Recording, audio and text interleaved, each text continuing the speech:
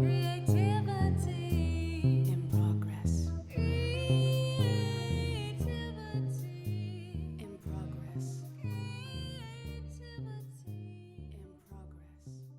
Last time on CiP. Cosmic gag reel. Or you could be really nefarious and go after the orphanages. Better to reign in hell than serve in heaven, is that it? No, we're going to, turn her and make her one of us. In the story. This call in like February or March, so. Yeah. Well, we will have a world-ending asteroid. It is on the books. It may be a million years in the future, but it will happen scientifically. You're welcome. Yay. I'll be dead in a couple decades, so it's all good. We'll be dead, but just in case you were wondering. Yeah, in case you were wondering. But by the way, that last week was supposed to be the darkest episode. Apparently, I misspoke. This week would definitely be the darkest episode. Oh yeah, you can tell already. Yeah, well, you see all those memes going around on the internet, how if 2020 was a book, nobody would believe it.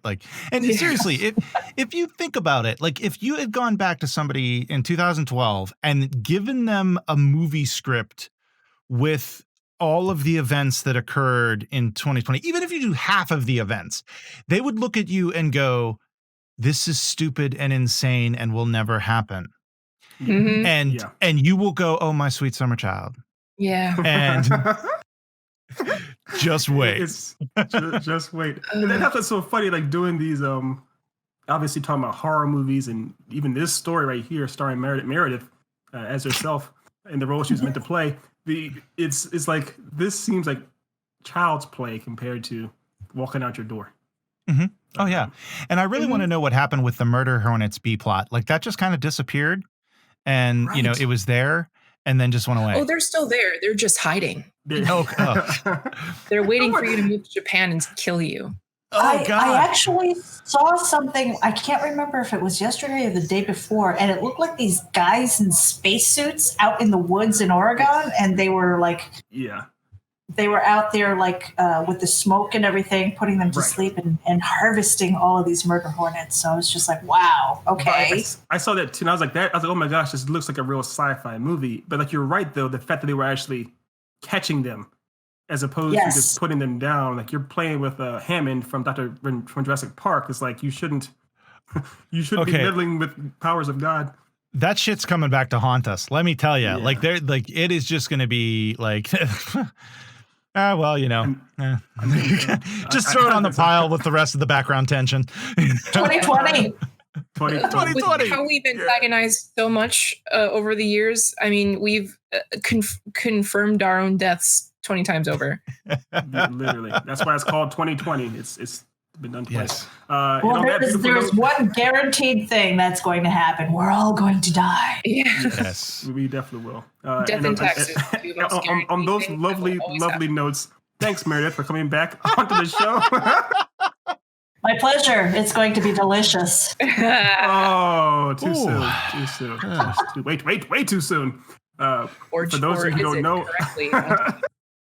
So for those of you who don't know, this show, or this particular episode, the story we did the last time was all about how a priestess was harvesting the organs from people to stay young forever, essentially. And she'd been doing it for thousands of years. And her organs of choice came from children, small, young, beautiful, innocent children. So we don't need the modifiers, Ethan. What are you? Fine. They're tall, ugly ass, dumb children. That's better. That's it. They're from children, but they're just from the ugly ones. That's right. You won't mind. You won't mind them dying. I promise. We're all going to hell a lot. They're just that much tender. Oh my! Those tender, those tender devastation that makes them tender. Those tender spirits, gotta love them. I do wonder if your if your appearance has anything to do with your tenderness, if you're really just busted, if you're extremely tender. Well, I would imagine it's. I can't believe we're talking about this, but I would imagine it's with the. With a cow and a chicken and, or like rabbits, rabbits tend to be gamey, I guess gamey. That's what does that mean? I know. But Right, so I guess it kind of fits like that, you know. It does. It does. We went down this path. We went down it all you took together. us. We all went down it. I mean, there's no way to know until we actually eat a human child. No. All right. We have to, this train already crashed. We have to find a way to at least get off it. Anybody who's done any kind of cooking knows that you take one of those meat tenderizers and you whack the heck out of it until it's nice and tender, and then you cook it up, and it's so. It is. You're a mother. You're a mother of beautiful children. Excuse me. And FBI. FBI, open up. My children survived me, all right? I hope. I don't know. This story is based off of your life.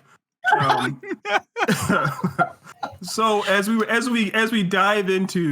mercifully dive into Act 2 of our story, we were talking about more or less, because obviously we're going from where after Meredith hires the assistant, and we, I guess, need to figure out some way to have the reveal to Pat, her assistant, as to what Meredith does, or kind of either have her witness someone getting their organs, ripped out of their body, or witness Meredith eating someone, or something along those lines. What do you guys have in store? Well, we can't just have it be that Pat accidentally walks in on her in her office and Meredith turns around and is like, got her face all covered in blood. That would be easy.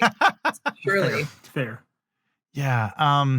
I think it needs to be more subtle. Like, there can be the gore and everything like in other parts, but I think the actual reveal should be, I like the idea of the reveal being something that's very, like, you can see it going on in Pat's head. Like she's seeing things and she's putting them together, like, and she's doing the math equation, and then it's like, oh God. And then the like, oh, and then here's the harvesting, and here's the whatever, or what have you. Right. Speaking of eating human remains, I'm into the idea of it being kind of like the Hannibal reveal, where she's putting it together based on context clues, and it all comes to a culmination where she's not like, there's no confrontation necessarily. When she figures it out, she just figures it out and is like, oh. And then she knows, and then for a short time, Meredith doesn't know that she knows yet. Right. That would be interesting. That would be interesting. Yeah, Ari said it's coming to a head. Working our way round, to that. supple, juicy, tender head. Yeah, I like that. I like that idea too. Because obviously, if we're establishing that Pat is an intelligent person already, she's already scheming these things. It makes sense, and also for approaching from the story from her perspective on some level, that could definitely work. Because she's also, if Pat is also our avatar, if we the audience don't know what Meredith is doing either, so we're kind of putting two and two together as Pat is. So as things seem weirder and weirder, and the people that work in this building are doing more and more suspicious things, and Pat's observing this, we're also kind of like putting two and two together alongside her. Well, if you think of it kind of like maybe like a clinical setting, where they're like kind of draining the blood, so you're just seeing like the tubes and stuff like that, and this maybe purplish liquid or whatever, and then maybe Pat is just, she hears something, and maybe it's like the cleaning lady who's like taking out the bones or the corpses or whatever, so basically if you think of it like a hospital, like going down into the basement to the morgue area, and maybe she discovers things and I don't know, something like that. I'm thinking kind of clinical, so it kind of sneaks up on you, What when you're like, oh, this is legit. And she gets suspicious, but there's no way she's going to be able to get in there unless she like sneaks in. So she pretends to be one of the lab assistants or workers or something. Yes. And then what we have to do just way into it. Yes, I love that idea. I really do. But we have to do is even if she does kind of sneak into a place, start seeing some of these things, I'm just seeing a moment where she has to kind of like try to hide away from the security or someone that's working in the building, and either she like she jumps into like one of those like laundry baskets or so essentially that gets pushed around, and when she's in there, she like is like feeling around in the actual basket, and she either feels bones or feels some like viscous or some kind of actual like human material, but she doesn't know what it is exactly, because again we're keeping it somewhat subtle. So she just knows that it feels really weird and smells really weird, and she may even see some name tags or something, and she's like, this is what's going on. And it almost seems too weird to be true. Well, I think one thing I really like that idea, and having her jump in there, and it be dark, and she can't see what's happening, can't see, can't, and it's just essentially by feel. Yeah. Successfully gets out, successfully, runs and gets away, and when she gets into the light, she looks at her clothing, and it's all covered in blood. Right. It's red. Ooh, I like that. Yeah. Yeah. That's great. That's creepy. Love it. It's very that's very creepy. Yeah, you know what? Because it kind of reminds me. I don't know if you guys ever did this, like the old Halloween games and stuff, where you're blindfolded and you had to put your hand in the basket in the bowls of whatever, and it's like peeled grapes. It's like, oh, those could be eyeballs, and things like that. So it's like your mind trying to make sense of what it is that you're feeling. You just don't know, and your mind just doesn't want to go there. So that is really cool. Yeah, I like that idea. Yeah. Yeah, and have it be like the oh, sorry, go ahead. Sorry, you had a creeper. I was like, watch out, Ethan! Somebody behind you. It did scare me. That's the problem. I was a little like, what the fuck is going on? I'm sorry. I'm sorry. I'm sorry. This. Well, you won, Meredith. You've won. That broke me. That broke me a bit. What was funny is I was almost like, Ethan, get out of the house. The call's coming from inside. But yeah, I saw your door open. I was like, oh shit, should I put it away? Should I shoot away from you or not? I don't know. The best part was it's my lovely, wonderful roommate, but she was in the dark, moving really slow with a black mask on too. So as I turned around, all I saw was this prowler in a black mask. Like, I'm gonna die. I deserve this. This was supposed to happen. I was talking about killing kids for an hour. I should die. Why am I still alive? So, so I'm sorry.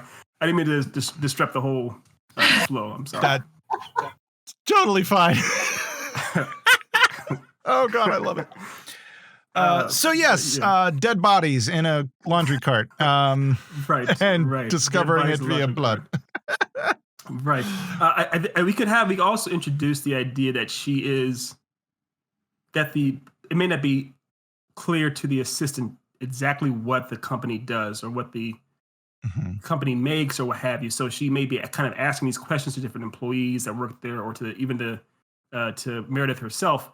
And it kind of just continually seems kind of ominous as to what exactly is going on. And no one's giving her almost like a Stepford Wives kind of thing, where it almost seems like a weird kind of cultish attitude that she can't quite penetrate. And that she is almost like, it may turn that she actually is getting more curious. And so she's making deliberate, as opposed to being a passive or reactive protagonist. She is she's deliberately kind of snooping around, trying to figure things out. And so we're seeing this world through her eyes. So we want to know too, as it builds up more and more. I think it would be interesting, and something like this can be dropped in using like little clues here and there, and that is having something, because we had mentioned about like the homeless, that sort of thing, being part of this as well.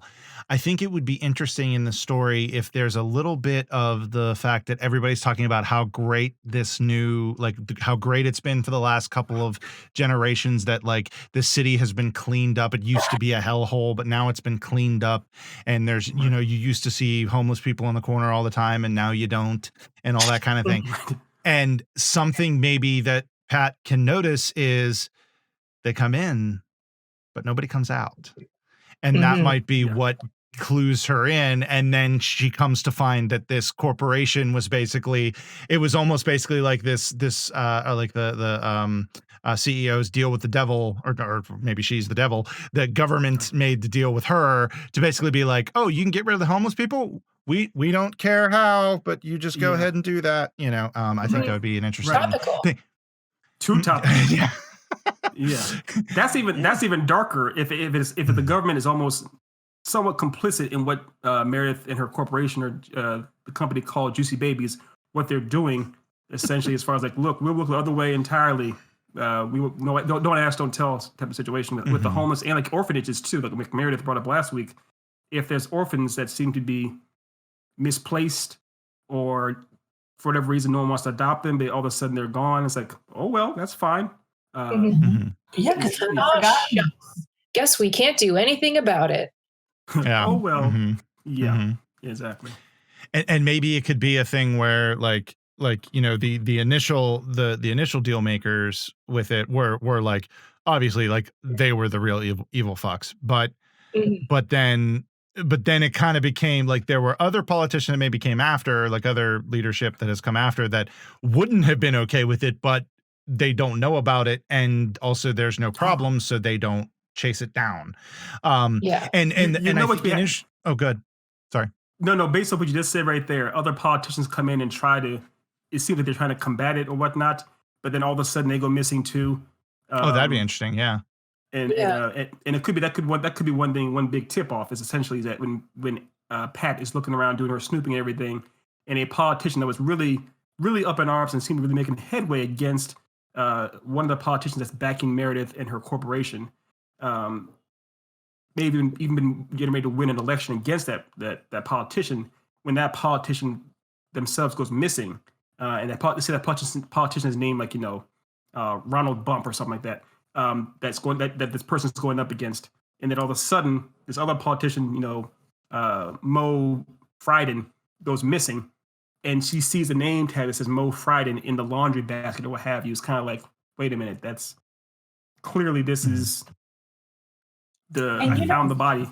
That could also be a tip off, like, because she's the assistant and everything, so she's got Meredith's ear. And so she knows what the schedule is as far as appointments and things like that, and the guy goes missing and stuff. She's trying to tell her concerns. Pat's trying to tell her concerns to Meredith, and she doesn't seem at all fazed. So she's kind of curious about that. Like, why are you not concerned about this? This guy's a bigwig. He's kind of a big deal. Yes, exactly. And that's that's a good point. It's a big tip off. It doesn't matter how weird things get and how much Pat tries to continue to bring it to Meredith's attention, because as far as we know, Meredith is an innocent person. And we can, again, repeating the picture that Meredith is a genuine person. She seems decent through and through up until the very end, essentially, until the twist, more or less. So yeah, or maybe it's like she does appear to be like, oh no, that's terrible. Wow, I didn't even realize. And then she does like nothing about it. Right. Just so that, it sort of takes the suspicion off of her. Or like that sarcasm, just that blasé, like, oh dear, that's terrible, yes. And not really sincere. Right. Yeah. It's she almost seems, I guess that could be it too, is that because we talked before about how Pat in and of herself is obviously a bit of a conniving person, because she's going to be trying to backstab Meredith eventually. She's trying to usurp her herself anyways. And it could be that Pat realizes that essentially Meredith is lying, that Meredith isn't what might fool someone else. Game recognizes game, and Pat can tell that Meredith is disingenuous. Something's off about her too. That kind of tips her off as well, early on. I love that twisty thing where they're all like twisted. Yes. Yeah. Yes. That's my jam. That is my brand. I love it. And speaking of them all being twisted, we also talked about last time, one of my favorite points of the story is how they do fall in love with each other. How Pat and Meredith do, or at least seemingly on some level. And Meredith is at least infatuated enough with Pat that she does reveal what's going on to her and how she wants to, of course, make it her, as opposed to just an assistant, she pretty much wants her to be her heir, or at least her co-queen in rule of the empire or whatnot.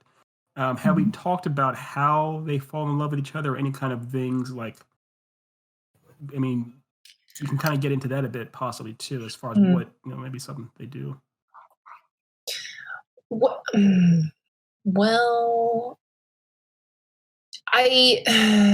since this is dark, I kind of like the idea of it because it sort of becomes like an interest that evolves into an obsession.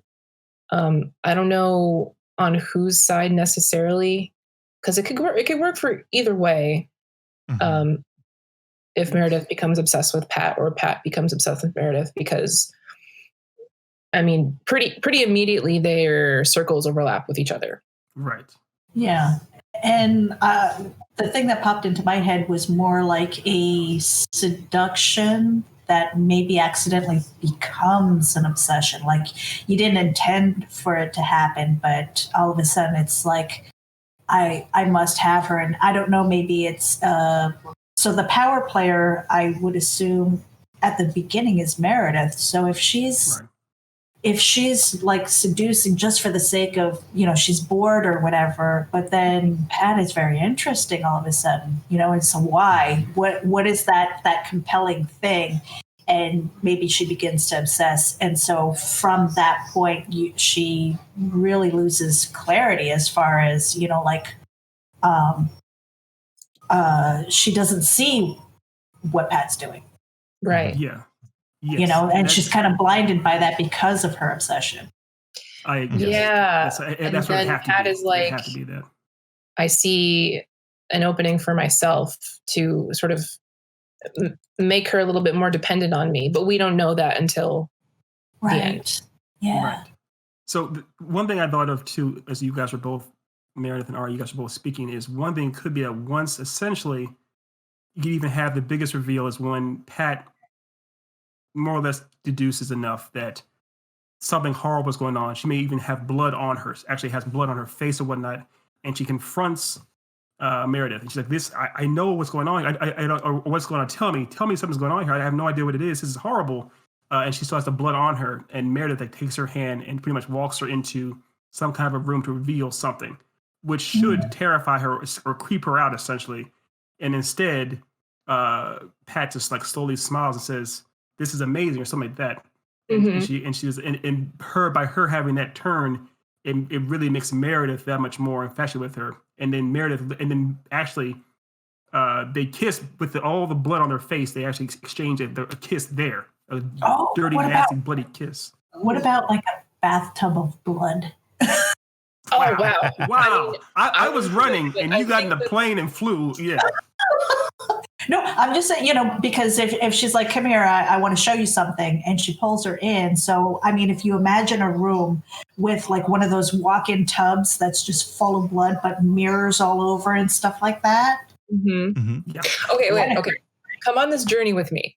Right. So they go into this room. And it is like a room full of horrors, possibly a bathtub of blood, possibly bodies and organs and stuff. And Meredith leaves Pat just to stand there and goes over to one of the displays or the bathtub and gets her hands dirty or something like that, or shows her physically what it is that she's doing, or maybe she eats something in front of her.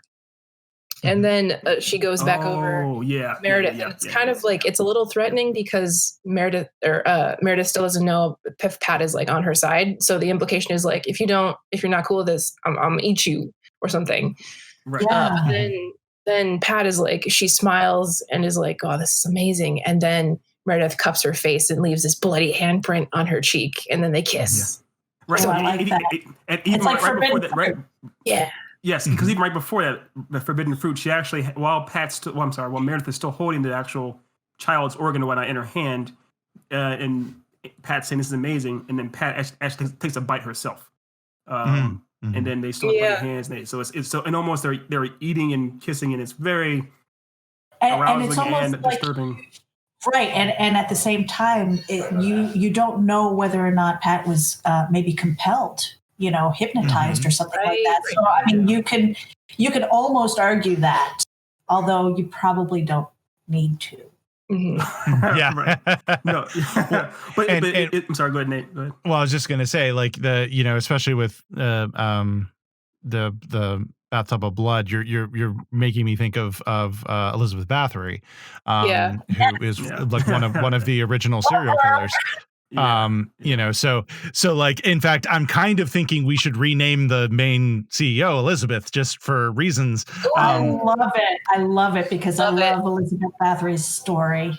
Yeah, like call her Liz. Sure. Just call her Liz. And it's a little subtle thing that nobody thinks about, and then you realize, oh, her name's Elizabeth. Maybe even like, hell, if we wanted to go that route, we could even maybe make her Elizabeth Bathory and make her like, it's kind of like a thing where she's actually the Elizabeth Bathory. Like maybe that's right. Yeah. Or some or the company's named Bathory or something like that. Some kind of way to actually tie the two. Yeah. Yeah, absolutely. Yeah, that's. I love that Easter egg of an actual bath read that they're getting the blood out of, kind of thing. Yeah, right on. Okay. That is disturbing, but I love it. Hell yeah. I love it all. Another thing I like too is the idea that it's. I'm guessing the audience would at least expect, hopefully on some level, they'd expect Pat when she sees what Liz, like when she's like. Trying to convince Liz that something horrible is going on. She doesn't know what this is, and she wants her to confess everything to her.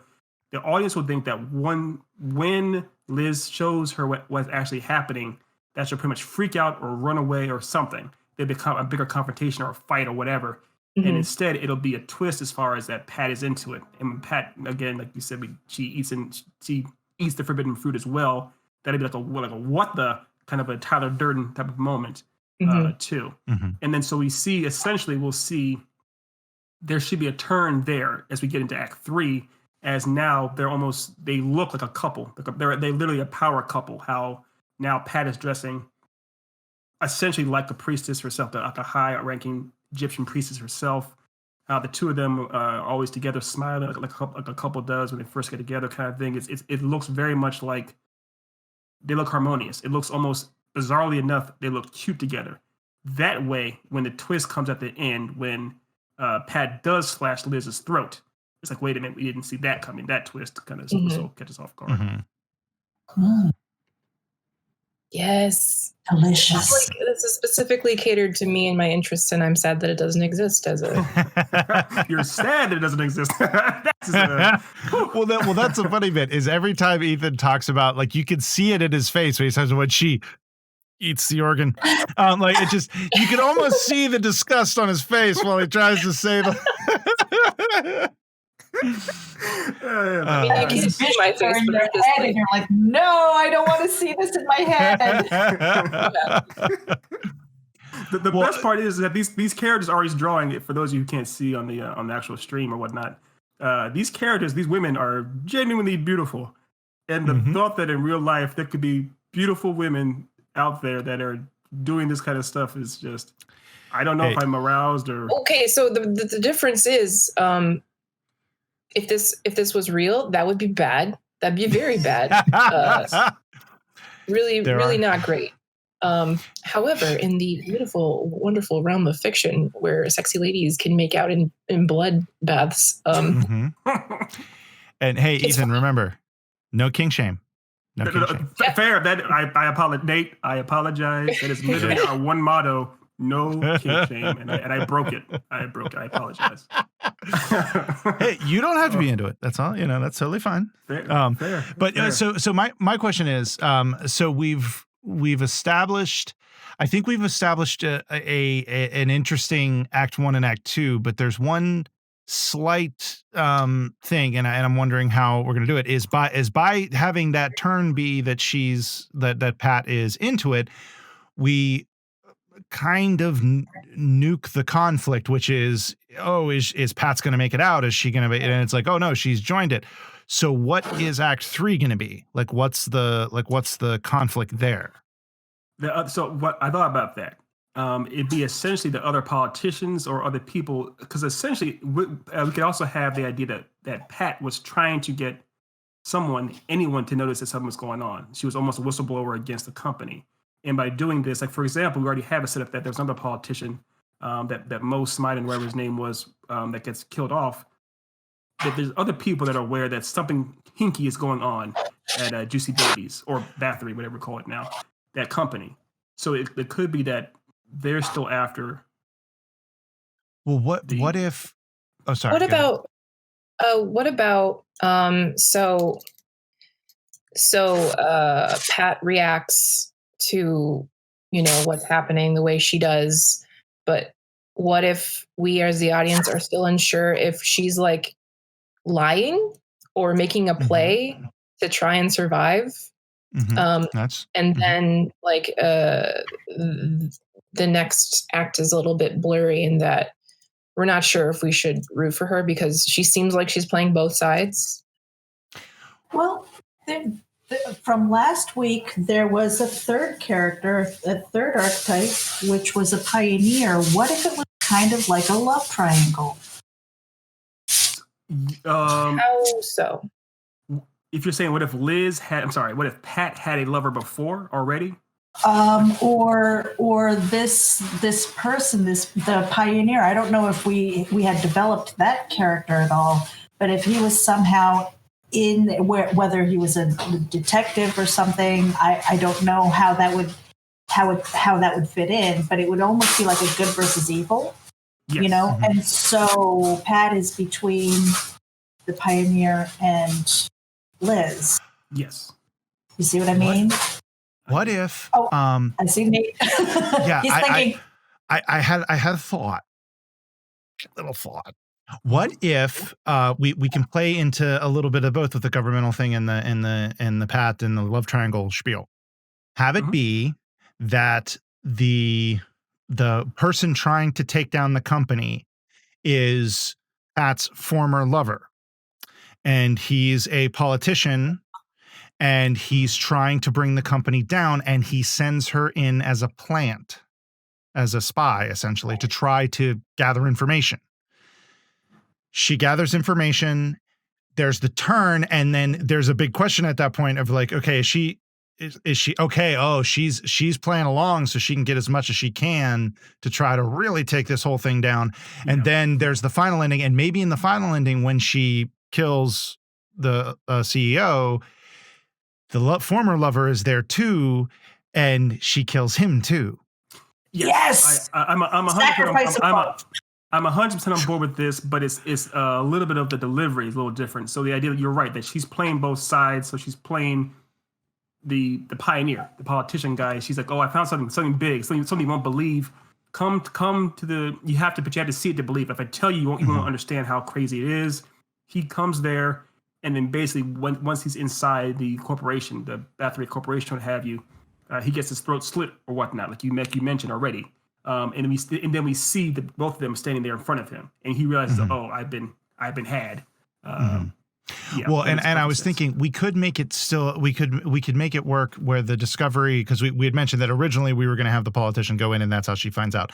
But I think it could be a mutual acquaintance who's going in, who's like maybe her handler or something, and he gets disappeared. And she finds him, and then the politician can be saved for the ending climax payoff.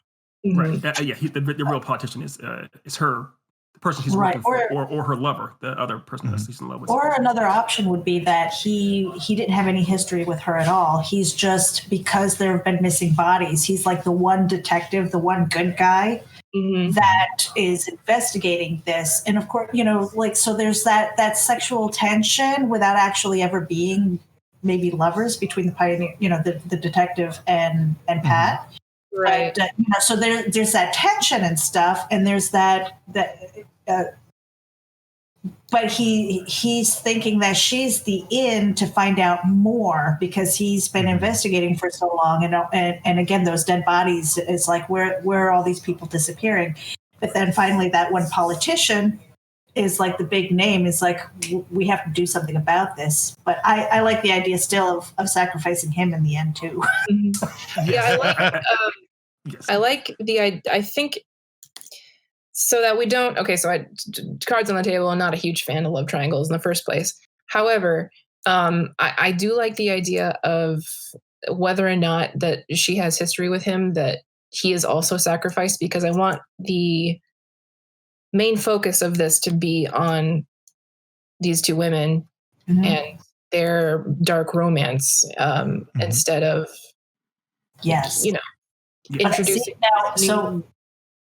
Right. So if he was like the investigator and he's just trying to see what the hell Liz is up to, and he thinks that Pat is his way in, so maybe he is flirtatious or something, to try and get other, without actually ever being like lovers or anything like that, but just, just that tension. Sexual tension. It would be really interesting if he was like, to add to the, the theme of this story, where he was also being really manipulative and using his like wiles to try and seduce her, and thinking that he's done it, except not so much. That's exactly what I was going to go to. I was like, the whole idea is both these, but it seems like both these sides, both the investigator represents good, and Liz represents bad, what have you. And it turns out the real true power player is the one in the middle that we've all been both of them have been underestimating, which is Pat. And she actually, of course, overthrows both of them. One thing another note I wanted to make though is, what if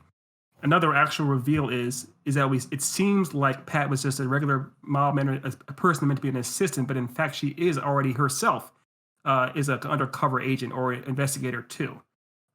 She's also very hungry to actually rise in the ranks at the FBI or the CIA or whatever it is that she's coming from. So that's how she knows the other investigator, that they actually worked together before. So part of the reveal is that she seemingly is a little,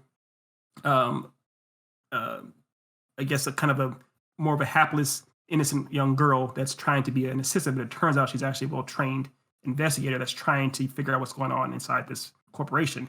And of course, that's what she's giving information to the investigator to about this kind of stuff. I think that might be making a little bit too twisty.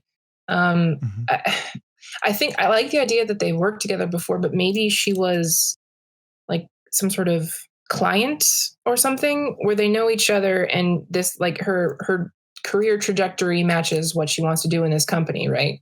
So she's not a detective necessarily, but she is like, she's interested for career or personal reasons, and he comes to her, or maybe she goes to him after finding out weird stuff and is like, hey. Yeah, that can work fine, actually, if she does go to him. Sorry, go ahead, Nate. I was going to say, I actually really like that. I like the idea of them having, whether they have like an actual, like, ugly bits bumping past or not. I like the idea of her just going to this company naturally. And then I think it would be really interesting if he just shows up and she's like, what the fuck are you doing here? I haven't talked to you in like 5 years. And he's like, something weird's going on at your company. I need your help. And because there's this flirty sexual tension, that plants the seed. Yeah. And because there's this flirty tension, you think, oh, okay, so that's the story now. And then when she does the whole, like, blood sexy bit with Elizabeth, then we've got like, oh, okay, well, whose side is she on? So like, I like that idea of keeping it kind of, and also we don't get reveal fatigue, which I think is a risk with a story like this. Yeah, no, you're right. I love your Nate. Your Nate. I do love Nate, but I love your idea, Nate. That the initial plant of that there's something hinky is going on is by this investigator showing up, saying, "Hey, all these misdealings are happening. It's kind of weird. Don't you think it's kind of weird, Pat, that this is happening or whatnot, or people are missing?" And Pat's like, "What are you talking about?" Pat's, of course, at first in denial, doesn't understand it, but it does plant the seed, and that gets the ball rolling as far as Pat starting to think twice about certain things that are happening. And at first, like you said, because they had a past, she can be that much more skeptical about everything he says. But then she starts to see it for herself, and I guess as more things unfold. And then, of course, at the end, you'd think that it could be that initially, either either Liz or one of her other associates is chasing down this investigator as he's running through the halls, trying to make the big reveal or get outside the building, escape, and kind of blow the top on everything. And then one of them shoots him in the leg or slows him down, or what have you. and he reaches out. He sees Pat, and he's reaching out to Pat, essentially thinking that she would help him, and that's when she kills him. That's when of course she helps him up and then kills him slowly herself, kind of thing. And she may even say, "Who do you think sounded the alarm on you?" kind of thing. So yeah. Okay. Sounds I like good. that. Yeah. So everybody dies except Pat. Everyone dies. The bad guy wins. It's beautiful. I love it. It really is beautiful. Well, I like how one thing I like about this story is how the protagonist really, I think, is kind of Pat-ish. Like we're kind of making that the case. And she turns out to be the bad guy. And I like that. Yeah. I like that twist. Yeah, and we could also plant the seeds too that her ambitions were real. There was no, like you mentioned, there's no double twisted reveal that she is a cop or anything. She actually is a person that's trying to climb the corporate ladder, have her own business. She has, I mean, we can clearly show her apartment. She's a small, shitty apartment that she wants to get out of. She actually is very motivated to better her life. When she sees all these seduced by power in all of its forms. Yeah. Right. Yeah. Yeah, very much so. And the final image has to be her sitting at the large chair of the corporation, holding the heart of the investigator in one hand and the heart of Liz in the other. And they're both bleeding and she's smiling ear to ear. Ethan, I thought I was dark. You trained me well. You trained me well, master. You trained me well. Well, that's the thing. I think that should be the last shot for the comic. I think for the movie, it would be a better shot of just her being at the desk and it pulling back. Yeah, I agree. Fine. Yeah. Fine. Yeah. No kink shame. No kink shame. No, yeah, well, just saying. I mean, is that your kink even? Powerful makes it easier. Look at the time. I have to go file my laundry. So, did you just what you're gonna do? What to your laundry? Anyway, defile it. I'm gonna go defile it. Okay, so yeah, I actually think that we wrapped up the story. I don't think there's really much more to do with it, unless there's any other ideas or loose ends that we need to tie up that y'all can think of. No, I mean, it's my dream movie / comic. I do want to make this a comic book now. I really, really do. Yes. Yeah. Well, yeah. Let's do it. Yeah. This is awesome. This is awesome. I mean, okay. I think this is a very fitting story for Halloween. This is by far the darkest story we've ever come up with. I don't think we've ever done horror before, because this is essentially horror, like I don't think we've done horror. It's more action adventure horror and not like psychological thriller horror. Right. Yeah, we had stories with monsters. We had stories with literal monsters in them that are nowhere near as dark as this. Yeah. So, I love it. This is great. Yeah, awesome. That's the fun part about it is like, if you have a foot in reality and a foot in fantasy and stuff, and you just let your mind roam with that, I think it's scary as hell. It's like, holy crap, that could potentially happen. Yes. Well, that was something that, like Ethan and I were talking on another show of ours about Noobs in Progress on Wednesday nights. Check us out. About what scares us. And Ethan was asking me, like, what scares you? And I was like, while I'm not a fan of and I'll admit, I'm sorry, I'm admitting, I will put on the Bible, I'm not a big fan of horrors and that sort of thing. But what scared me as a kid was real, like serial killers, like that kind of thing. Like that scared me. Like the monster stuff, I just didn't like it because it's like, that's kind of gross and don't really need to see it. Where with the serial killer bit, like that's a part that's like, okay, this shit actually happens. Like that's the stuff that terrifies me. So like, that's the kind of horror that like gets to my soul and makes me like, or thrillers and that kind of thing. Like Seven. Oh, Jesus Christ. Seven is one of the scary fucking movies on the earth. Right. Just saying. Right. Yeah. Same here, except that I went in the direction, I mean, as you can likely tell from me existing, I was scared by it and then immediately went, I have to know more. Immediately. There was no, I had like books on Jack the Ripper and Manson, and like, as a normal kid would. Normal 5-year-old girl. I did kind of a similar thing, but like I just can't watch. It's weird. I actually can't watch fictionalized versions. Like I can read the stories, like if the comic book My Friend Dahmer, amazing. Check that out if you can find it. I actually have an encyclopedia of serial killers, and that's how I remembered the Elizabeth Bathory thing. Like it just like I'm fascinated about reading about the real events because it's like I was telling Ethan, and he's probably bored of me saying this over and over again, but I'm fascinated by like because my brain does not work like that. So I'm interested in learning about somebody whose brain does. So it's interesting. It's just it's so foreign to me that like I can't, as someone with empathy, it is extremely difficult for me to understand how these people's minds work. And that was part of the reason why I was so interested. Like, how can you be this evil? Right. Right. I have no excuse.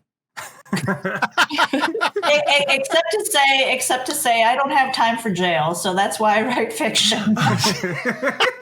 You write about your fantasies and pages, right? That's the healthy way to do it. Good on you.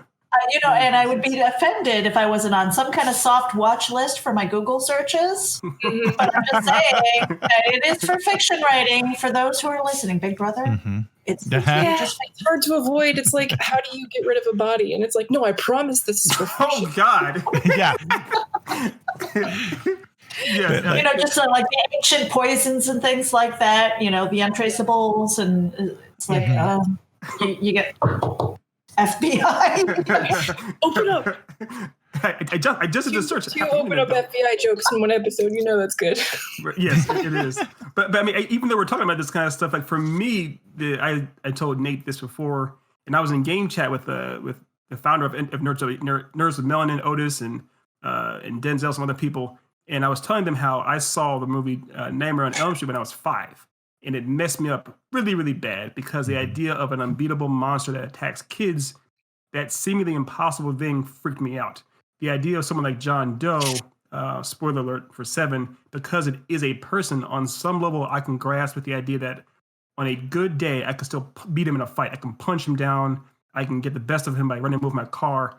But something like an unbeatable monster, like, Freddy Krueger, is like, how do you beat that? And again, it is wildly fictional. So I get why it scares some people. But for me, that was my mentality, was that because I can't beat them, they scared me. That's interesting. Yeah. Like I said, on a good day, I could punch John Doe in the face. I'd probably miss and punch myself. That's not a metric I've ever really used necessarily because, I don't know, growing up as a woman, it's like, oh, they will always get me. Oof. Yeah. God, that is. I don't know. It's very interesting. Psychology is super fucking interesting, y'all. Yeah. Right. And on that note. These notes, our transitions and segues have gotten worse as the show has gone on. Man. Yes. Yes. But I guess to turn the page, to go from something that's just dark and beautiful to something that's just plain old fashioned beautiful, Ari's artwork. For those who are watching it on the stream or who will see it on YouTube, you can tell obviously how beautiful it actually is. Ariana Owner herself made these. And we established last week gradually that the character of Liz, formerly Meredith, she resembles Sophia Boutella, or I think she looks like Sophia Boutella, the quote-unquote character with the legs from Kingsman. But she's also she's been in a few other things too, obviously, like she was in The Mummy.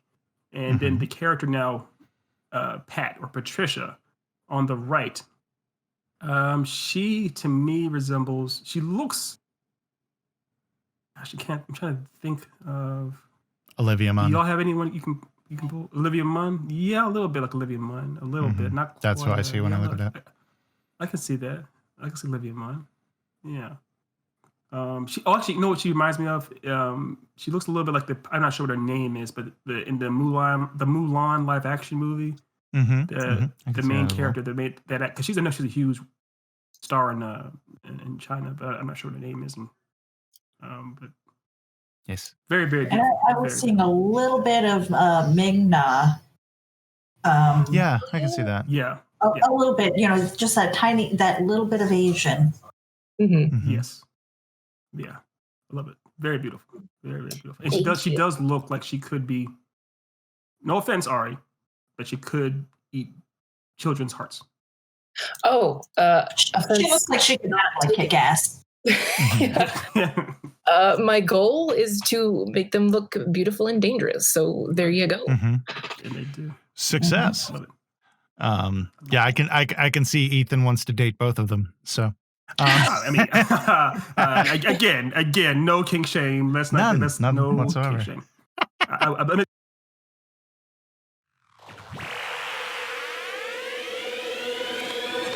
At Geek Insider, we foster relationships with those in the geek sphere so we can give our audience the insider view of entertainment, tech, and more.